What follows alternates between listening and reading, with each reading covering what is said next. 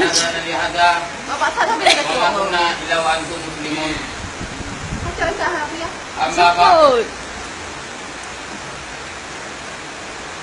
Pada uronyo gedanyo bangsa Aceh yang na di Nanggro Malaysia dan yang na di Nanggro luar daripada Nanggro Malaysianyo media Australia dan Denmark kagem saboh lo untuk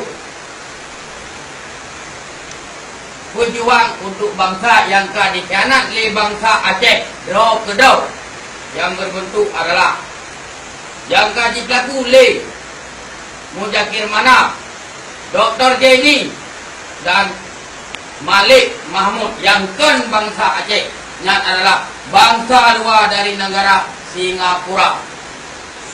Bauranya ulur tuan Tungku Sabun kalau pesapat bangsa Aceh anak daripada korban GAM pada saat Karu Aceh yang dipelaku oleh Malik Mahmud dan Dr. Jenny beserta Mujakir Manaf. Roba orangnya anak mayaknya anak yatim hana mepak kubuya mesabah tiun mesikrek apa rumah hana merempok anaknya orangnya kadimu sumpah dia pejuang ke bangsa dan dipabeh bangsa yang mengkhianat ke bangsa Aceh bak orangnya.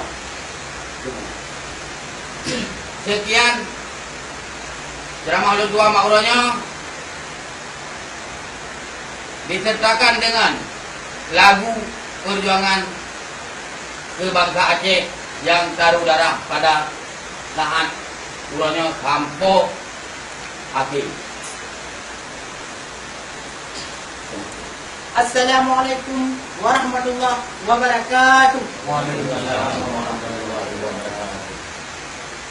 Menyo babu bayu temule bak muda ki mana pale bayu manang ro yang male mamu yang muda nang do munane tu so Dari bangsa luar yang male mamu yang muda nang do munane tu so dari bangsa luar ba urang inang bayu dang ilmu lam umpang balum bebas sabuda bapak curi bayu jaga beng menyoba kameng bayu manang do bapak curi bayu jaga beng babu dari mana bayu manang do.